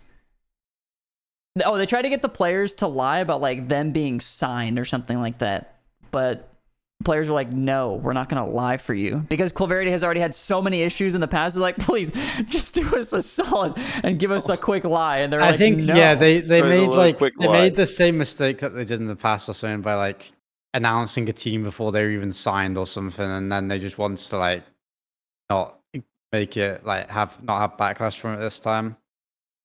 Didn't they say like just play under us for this weekend? Like we'll sort that after that. Like we know we're not signed, and they were like, "No, we're not." We're not playing. Like Johnny said, it's under good on you the guys. players to like sit and just kind of refuse that because not a lot of people would, especially when you have like young players. I don't know how old they are. I don't know if they're that young, but yeah, it's an interesting one for sure. Yeah, well done, players. Gotta hold your grind. Which also, Don't sign dumb contracts. This is mainly because of, I believe it's a manager. His name is Ugal with two O's. Ugal, but he was the one who reviewed the contract. So thankfully they had somebody like him. So they didn't just he like seemed sign pretty mature about it. He seemed to know what he was doing about that situation. Yeah. Oh, GC with Law. I think Clovarity is still around because all the Valorant players moved over to Spate Esports, and Spate Esports literally came back into existence right after the Clovarity thing being dead fate. So one dies, one rises up from the ashes. The two orgs of Clovarity did say they're going their separate ways, so one of them could have gone to Spate. Spate Esports. Okay. I see that. Spate, huh? Interesting. They're not following any Clovarity. Are following Rocket League Esports. Now, wait a second. Nah, that's probably right. Especially someone said that one of the personal accounts of the owners, I think, of Clovarity is, like with that other org now or something. But yeah, I don't know. I don't get it. What is in it for them? What is this? What is going on? What are they doing? What are they trying to achieve here? I don't know. It's probably just someone with money who wants to have some fun or something. I don't know. It is surprising that you still see like. I think the biggest takeaway for a lot of people when they were first hearing about this was that it's surprising that they don't have like some sort of consultant or like representative. Not representative is not the right word. Consultant's much better, but like some consultant to like kind of know what's going on in the scene and be like, hey, maybe you shouldn't spend $24,000 on your initial roster here, sort of thing. Yeah. And then they basically they got rid of that roster, they got another one, and then they signed Taha for a bit, but that was like for a week. I swear, like I looked back at his Twitter and it was gone, and they signed this cold team. So it was like 4 teams, and the season's been going on for 4 regionals. So it's like they had a new team each regional. Actually did. Damn. I don't know. I'd love to see the back end financial report from some orgs and stuff like I don't know. There's a whole reason why esports kind of went, but talk about FaZe Clan stuff like that as well. Just so much. FaZe aren't they like rumored to be having a Rocket League team? Could they be back? They said they've got Rocket League as one of their esports titles, but they don't have a team currently. Maybe they don't realize they don't have a team because they've changed ownership. I don't think they messed up that bad, honestly. I think they would be looking to get a team. I think I know it's tough to say, but I do think they're smarter than that. Ugh. Sorry, that made me cringe. Think about your words before you speak. Yeah, my bad. I don't think like they've actually signed anyone, but I'm not sure. Maybe they have, and I just don't know who. You know. I know, genuinely, I don't. Well, if you don't know, they aren't signing anyone because everyone talks about everything. All right. Nah, I'm not like I don't hear. I'm late to stuff. I just like kind of let it play out most of the time. But I don't think they've signed. I don't know. We'll see. Well, Snowman's like the obvious. Yeah, I don't think they've signed them, but maybe they have. Maybe they have. Yeah, that'd be a FaZe thing to do. Sign straight back in there, straight back on the ship after dipping out. But I don't know what's going on with FaZe at the moment. They're obviously in the esports talk. They dropped everyone and then picking up other random people as well, which is very interesting. They won't sign something because it's too late in the season. No, I think you definitely should and could sign a team if you want to. Snowman could still make major and worlds, bang bang. So. Well, maybe they only care about like the items. I don't know what the situation is to get items. Maybe off season makes more sense. You don't have to pay. They already have items. 2 months. Are they still in the shop? I presume so. I don't sure. think. Yeah, I think you can buy anything now. Still, can't you? Wow. Then why sign a team? I think they're still. Maybe for another tournament. Oh, Cloud9 2.0. Yeah. Cool. Who knows? I don't know. I actually don't know. I guess we'll wait and see. FaZe isn't in the shop anymore. Oh, interesting. They dropped him. Mm. I've got one more thing I want to ask Jack about. We talked about it last week, 2 weeks ago, about the boost update. Jack, as a professional, now played in an event, there was so much hype around these boost indicators and how they can change the esport. I don't want to say there was some comments going around about this is basically just game changing in professional 3v3. What are your thoughts after an event?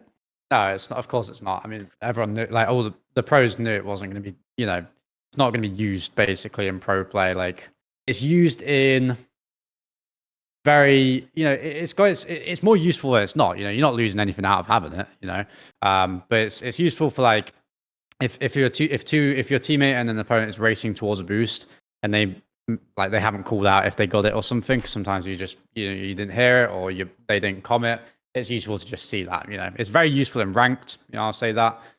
In 3v3 scrims and pro play, I mean, you don't. Everyone comes out their boost way quicker than you can kind of see. But but does that? I don't know if that nullifies it. I'm not sure if I believe that pros have just immediately mastered playing with the boost indicators, because comms are going to be automatic. They're going to be the same. Like pros are overnight like this. They're not going to revolutionize their comms. It's going to stay very similar. Pros are still going to say how much boost they've got when they're first man or second man. They're still going to comm that. But I think it might be underrated. I've heard a lot of pros like downplaying it. I think pros are more equipped than anyone else in the game to use it to their advantage. Because at a glance, if you saw your teammate with a little half moon a boost, a little circle, you would immediately know what they're capable of without them having to say anything.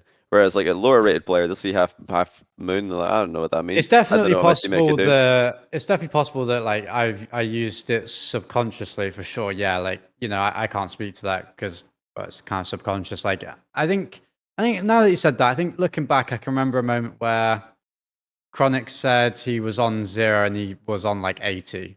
And sometimes players just mess up their comms like in high pressure situations. So I think there's like, I definitely think you're right. Subconsciously, I think that I might be underplaying how it's used. I think it's not just used. A lot of pros I've heard talking about it are like downplaying it. So they don't think, because I don't think overnight it would have changed how anybody's playing. I think everybody's probably playing the same as they were before. But I think in long term, you guys are probably like you said, subconsciously picking up on way more information than lower rated players are. Because most of the talk I've heard about it positive, like people are saying, wow, positively, this is really good for lower rated players.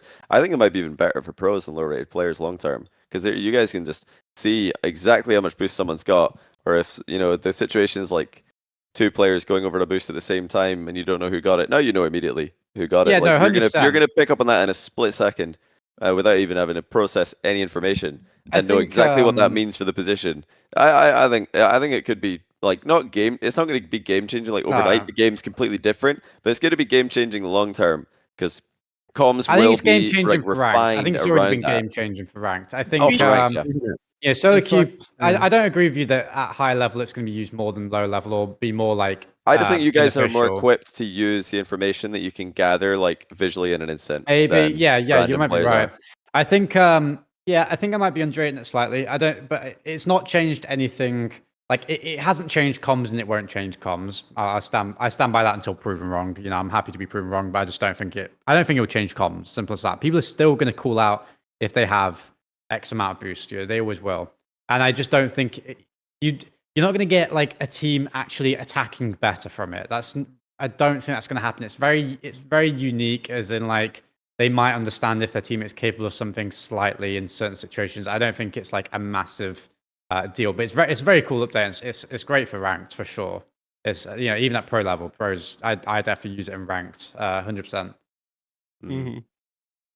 It's an interesting one. I think that it probably won't get like everyone's so ingrained with comms and stuff, but it's certainly because it's kind of like in sport, right? Like calling for the ball, like you can still see them, but you still want to hear like comms is huge for just like getting that audio cue for trust and stuff like that. So I think still calling comms, and I saw some crazy comments like, oh, do we need the boost overlays for the mainstream now because they're all in the cars? It's like, okay, I'm not gonna like search around for everyone's little circle to see what everyone's got. And it's the same in, like, you know, when you're looking at a player POV, like Jack, you're not going to flick your stick backwards to check Chronic's circle. You're going to just wait for him to say, I'm behind 80 or whatever. Just like, ask him. Yeah. Because I think, comms are still huge. But I think for like efficiency, as you said, like just seeing that little visual cue can be massive. Like when Chronic said he's got 0, did you go, you're lying? Okay. I think it was in a scrim. I said you got 80, mate, or something like. I think I can't remember. It might have been RLCS, but yeah, like you just. I think you said like 30, not 0, but like you definitely, you know, I do it sometimes. Pros definitely sometimes mess up their comms and like how much boost they have in really high pressure situations. It's good to just be able to verify that. But Johnny, like you said, actually, you know, I think you're completely right. Actually, that I understated how much you, because now that you said that, I mean, I even think back today, like. Just thinking about like seeing my teammate in front of me and how much boost they have going into a defensive corner, just like being able to play off that position. So I think like it's really subconscious, but yeah, I think you're right. Super subconscious. It definitely makes a difference. Just not like teams aren't going to be able to coordinate offensive. Like, you know, now he's going to throw faking because he knows his teammate has boost or something. But it's like they're going to know they have boost anyway. But I think it's very minimal. I think it helps make the game a little bit slightly more fluid. Not a noticeable change from a viewer's perspective, seeing that teams are going to play better. That's just like nothing will that's be like kind of visibly different. No. People I saw like a something that was like, oh yeah, you can really tell that these pro teams are playing so much better with this, you know, with this boost update. And I don't think, I think that's like a not confirmation bias, but you're like seeing what you want to see, kind of. I guess that is confirmation bias, kind of. Yeah, but confirmation bias. Yeah. So you're seeing what you want to see from it, but I don't think that's the case. But I think it's useful relatively. Yeah. But also, people are mentioning it's actually a much better viewing experience too. Like while you're just watching RLCS, you get to see the little circle. Because for me, when I would watch RLCS, I would never look in the top left or right unless it was like a replay and somebody got scored on. It's like, oh, I wonder if this guy had boost, and I have to pan my eyes all the way top. I've never left. looked at that one. Is that how you watch it? What are you 150-inch like LG widescreen OLED? Holy! That's seriously how it feels. But now I can just look at the little circle. Yeah, it's nice. It is nice. It's look. I think more information on the screen though. Like I know people like love the simplicity aspect and stuff, but I think I like more info on the screen the better. For me, just for like RLCS and stuff. I'd like to let's change up the overlays. Let's get a bit crazy with it. I like to see a bit more.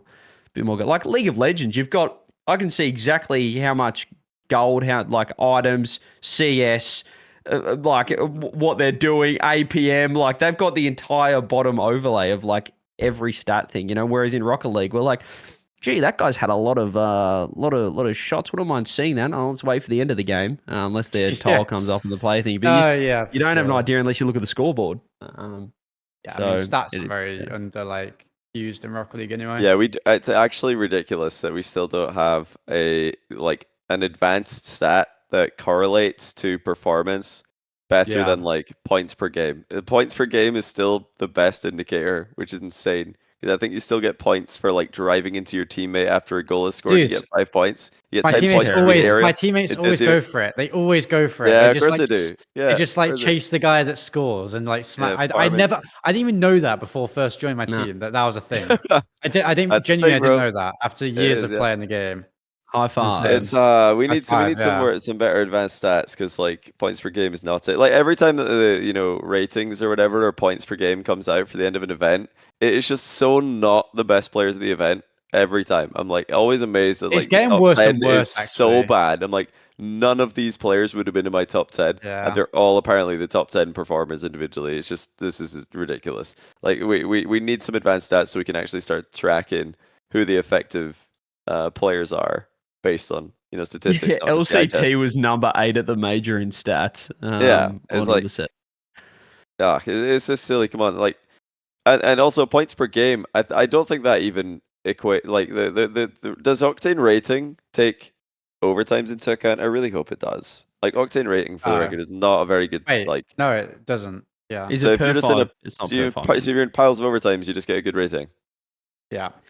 That's it's really really cool. bad. That's really It's good. really bad because I've had some of my It's like per worst. game. For crying out loud, it could at least I've be had some per of my 5 minutes. I've had some of my worst tournaments. I'm like top 5 in stats. I'm like, Well, like, now you mention it, Jack.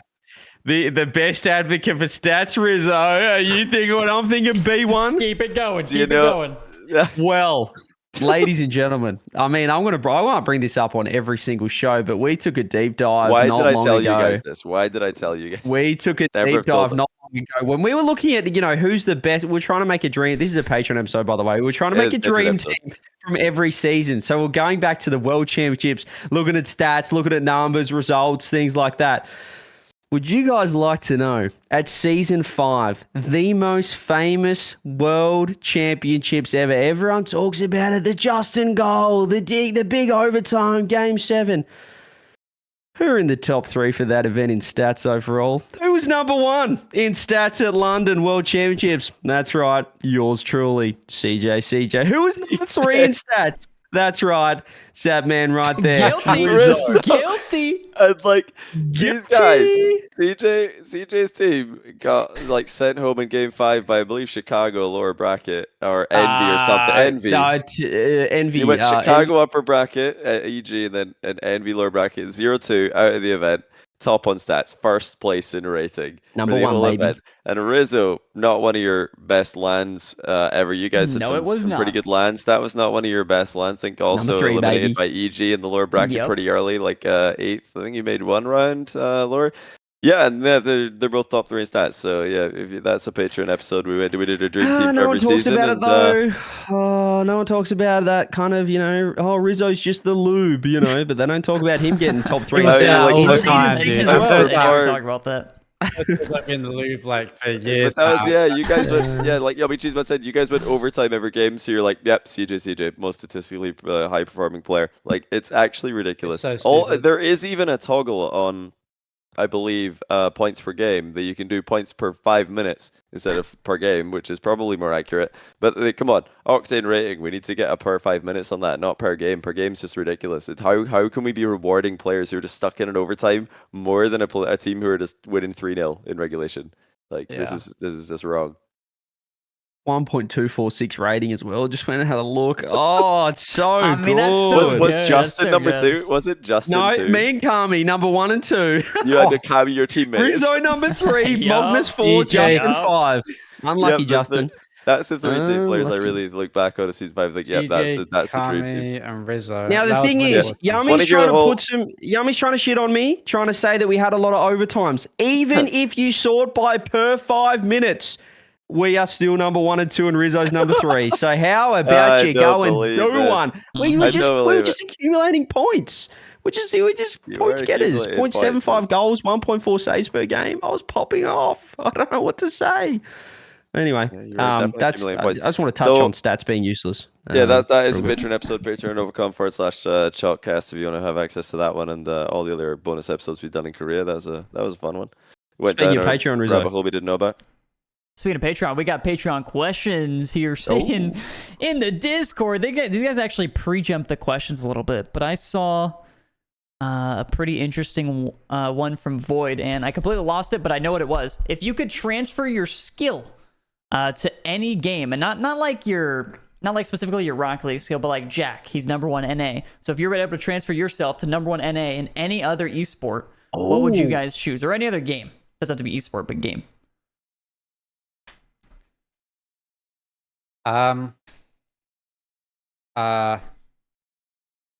Fortnite probably.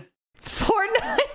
That's actually smart. That's not No, I that's didn't smart. even Wait. think about that, but that's actually Wait. that's good. Yeah, That's NA's smart good. because- Aren't NA good in Fortnite? Hold Yes, on. because if you Bro's say number cooking. 1 NA at League or CS, you'd Yeah, still you're shit. You're still like shit. you'd actually Winning worse. nothing. You're Yeah. a lot worse in Rocket League. I'm not gonna lie. I just meant for like the content money would be just so much better. Like the content in Fortnite, you just true. have, dude.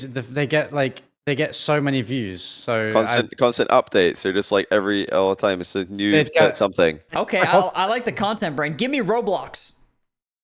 Okay. I was a demon back on back I'm in the day on taking Roblox there because that is No, but- that is a view That's machine. content. Number 1 Roblox player Uh-huh. right here. Guilty.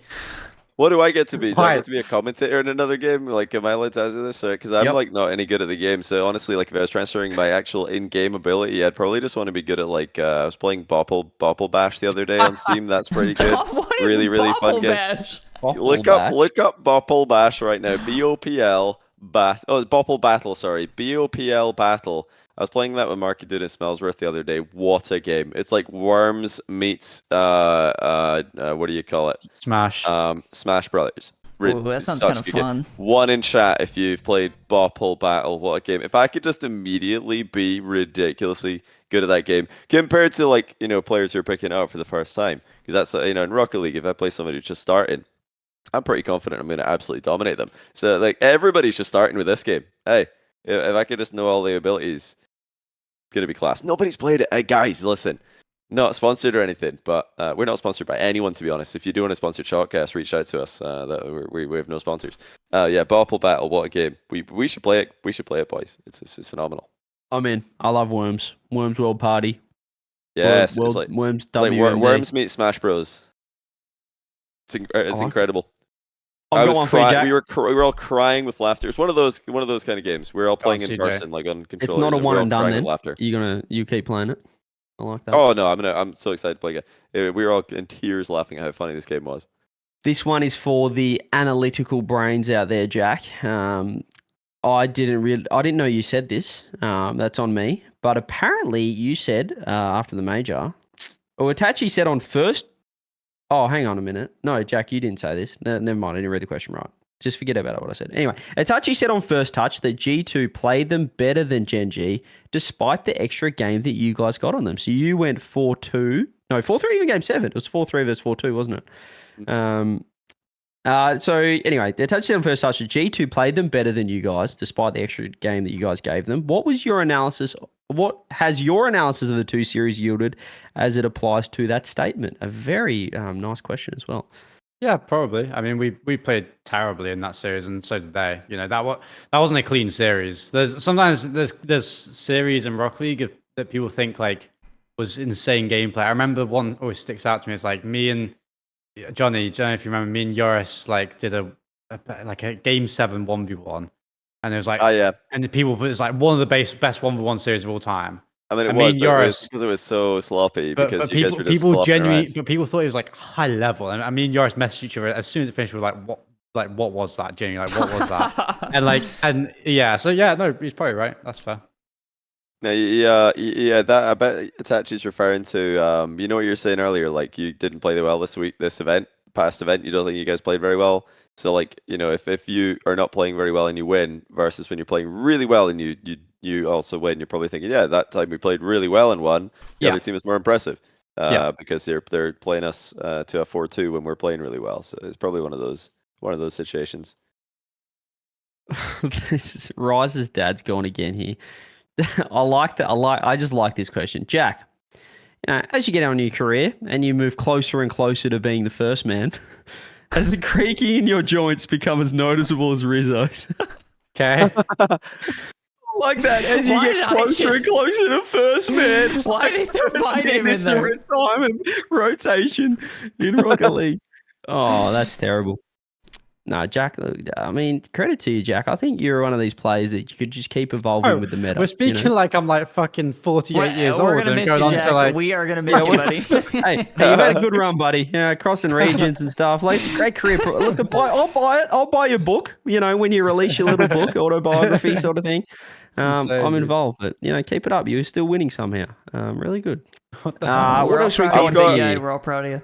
I've got to give Jack props. Wait, here, though, I've never seen. Is that the first man? Is that like the retirement position or something? Because I've been first like man, the glue. I've been first man on like every team I've ever been on, so I've just always been retiring.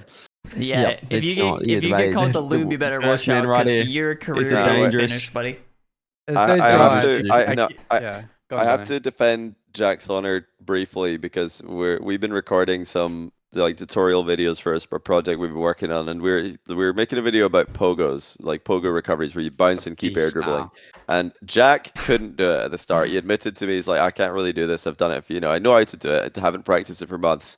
this is going to be a tough one. So he hopped into to free play. I was like watching his screen share in the Discord, and he wasn't lying. Like he couldn't really do it. I was like, oh, this is not tutorial level of ability. So we were watching replays of players who've pogoed really well. We're trying to like notice like what they're doing that's working, and can you can take any notes on that and try and replicate it. We came up with some ideas. Back into free play, immediately Jack's just like learning it before my eyes, and it's really annoying because I've had I've like in the past tried to learn mechanics and it doesn't really work. Just like, yeah, I'm just gonna leave that. Not gonna be a free play player ever again. Just never gonna do that. Just gonna sit in the main menu and sometimes play ranked. But yeah, to his credit, within like I would say, how long would you say it was, Jack? And then maybe an hour or 90 minutes we spent on that. It was like 90 minutes. I was like 90% success rate by the end of it. Well, we hit record, and I tell no word of a lie. I'm just like, okay, Jack, we're gonna put you in the spot here. Let's get you into free play. If we watch some replays for the video, he gets into free play and hits like 4 in a row. I'm like, I don't know many pros who've hit 4 in a row. Never mind, like on demand. Like I've seen Dark do that, like in show matches where I'm like, oh my days, you just hit 4 in a row. So yeah, to see somebody learn like that is kind of annoying, but also very impressive. Where I can witness the speed of improvement before my very eyes. So yeah, I don't think you're done yet. I think you've got some. I just want a regional life left boys. in those old legs. I'm getting talked about like I'm a geriatric patient on the verge of death. Like, hey, I mean, it's not that bad. After a bit, you kind of get used to it. So. Yeah, I do want to see you whip out the pogos though. I've got you to see the pogos still in RLCS. I wouldn't mind it. Like, all right, watch your Worlds. I'm gonna pogo on Worlds Grand Finals. I'll be watching. We got one final question from Big Scott, and he says, "If Rocket League players were like stocks, who's a player stock you'd invest in based on performance for the rest of the season?" So this is actually Frosty. Okay, the rest of the season, but like, okay, is that based on like the points they currently have? Is their price? Can we do that? Like their current RLCS points is that's the cost. Oh, I like that. I like that. Because if you're investing in Vatira stocks, he's already got so many points. If you're investing in like like Daniel stocks, he's already got like he's like that's expensive. That's expensive stocks. Yeah, I'm investing in VK Salen. I'll say it. I'll be the first to say it. That's a rug pull waiting to happen, mate. That's like I hope you're getting into the bottom. I hope you're getting into the bottom, mate. I'm finished. That's actually a really good question. You would have lost everything with Turbo's cheeks. Go on. Yeah, well then. Let me think. Probably Frosty still. Yeah, Frosty the Snowman. That's a good shout. He's got 22 RLCS points. I could see them making major, and that would be big points. Maybe they probably have a chance of making worlds off that. So that's even more points. That's stocks right there. That is stocks. Great call, Yummy. I'd invest in Turbo's Cheeks V2. Zero RLCS points. It's guaranteed to get points. No. And then no, you're not. And then that's a pump and dump. But it's guaranteed profit. It's guaranteed profit. Yeah, that's an absolute like content creator Twitter pump and dump right there. It's like, oh, just bought these stocks. You guys should all check them out. It's so sick. Look at these eggs that you can hatch. Look at these crypto zoo eggs I've got. No, I like that. That's a good question. Can I just bring up, now this isn't a Patreon question, but I've just been alluded to the fact that, Jack, I don't know if you're aware of this great content idea we had at LANs, was to build flat packs. And see pros try and put together a desk. Let's buy an IKEA flat pack. That'd be funny. And just see how we basically our idea is let's see them in the real world. Well, I have news for you boys, Rizzo and Johnny, that Valorant are listening, and Valorant have stolen Golden Boy and the VCT have stolen our idea. No do way. Not believe this. Does everybody listen to this podcast? I do not believe. We've been talking about that for years, I feel. AFL talking about that for years. Not stolen, but used now at Worlds. What's next? The flat packs have been taken. They built bunk beds as a content piece of VCT. How were they? How were they? Well, I don't know. I just been linked the Bunk video. beds, It to is. be They got fair, though. 60 minutes to build like massive timber No, bunk to beds as be well, fair, not just like a desk. That's phenomenal. That's Like enormous. this, we were like chairs. They've got bunk beds. Fair play to them. That is Yeah, yeah. fantastic. I want to watch that. I don't even know I anything think about Rocket League Valorant. I Pros want to would see. be Rocket League Pros would be the worst at it. I think. Oh, it's Exactly, such a- that's the point. You That's guys, the I reckon point. I think you could That'd be be funny. Fortnite pros. You could Yeah, be maybe Fortnite pros, maybe surely. Fortnite. Yeah. Rocket League would not be very up there, Well, though. just a very You'd be young done. esport. Like, you know, people Yeah. like genuinely weren't. I don't know. Wouldn't have done it a lot. That's one idea, Jack. The other one is, you know, like when you're at school, you used to build like bridges out of like paddle popsicle sticks and stuff like that. Did you ever do that? No. Yeah, the bridge building. Awesome. Bridge building matches. You know, popsicle sticks. You haven't done bridge building like balsa wood and balsa sellotape, wood. I've never done that. I'm not wood, gonna wood lie. glue. Bridge building would be a fun one. I've never see if done anyone. that. And I just can't see say how any much I've pros- done it, but I know exactly what you're Okay, talking Jack. about. Which shape, Jack, would you say is the strongest structurally? Is it a pentagon, a square, or a triangle? I'm just gonna score a triangle. No. Yeah, okay, he's gonna be good at this. He might know what he's doing. Oh, Hence he's in, why. he's Might in. know it's- I mean, Oh, come on, that's GenG. it. GenG, they could be good at this bridge building thing. And they've got a I'll chance. tell you what, if that's anything Rocket to League go players by. are overpaid, if that's the smart, if you consider it, wow, he's really I love good. the That's like the limit. They're level. like, I'm investing in Jack stock right now. Hey, triangles are kind of strong. Nice, he's in. Welcome. Get him on the team. But anyway, that's content. Valorant stole it. Go and get stuffed. We're still doing it. And yeah, great. The thing W. is, like, Thanks the for thing having is, us. Rocket League will do it better because I think Rocket League pros will be worse at As it, which Jack is said, at we the are. end of the day, that's what we're going for. Very So incompetent, I think, at regular things. you know. highly impressive. I mean, highly dude, you just have to impressive, yeah. watch them. Like you just like I say them as if I'm not one, but like just like watchers in like day-to-day life. It's insane. Like some people you just watch them like anything in public is like, what is going on with this guy? And this is coming from Jack, who's actually left his like bag in security for hours without realizing before. Jack, do you want to really quickly finish off by telling everybody that story? Have you told that before? Close Sean? it off. I think I've told it before. Like, look, I don't claim to be the you know, I'm a clumsy guy. I leave my suitcase around. I think, yeah, I got like stopped. Like I was going from Canada to America and got stopped. At like, you know, just some guy was not having it at all, and he put me in like a room. You know, sat there for like 2 hours. Like an hour and a half Is it in. border control? Yeah. Yeah. He put me in a room. This guy was horrible. He kept putting everyone that got to him. He was like, nah, you're not going through. Get in here. And an hour and a half into this like 2 hour like session of just sitting there, not just staring, I was like, wait, I've not got my suitcase. I like left it in like the the security. I just left it there. They probably thought it was a bomb or something. Like, to be honest, like No one wants that. so yeah, that's the story. I'm a clumsy guy. I'm too like relaxed in situations like that. I don't know. I just forget things. I just like I don't know, I'm too relaxed with it. Yeah. Just leave your bags. I've left my places. suitcase in like an Uber like a couple times as well. Like yeah. It's what it is. It is what it is.